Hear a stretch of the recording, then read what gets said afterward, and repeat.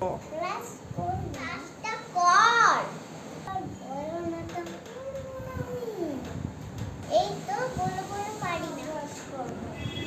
দাঁতে ব্যথা হবে তখন কাঁদবি, বুঝলি? তখন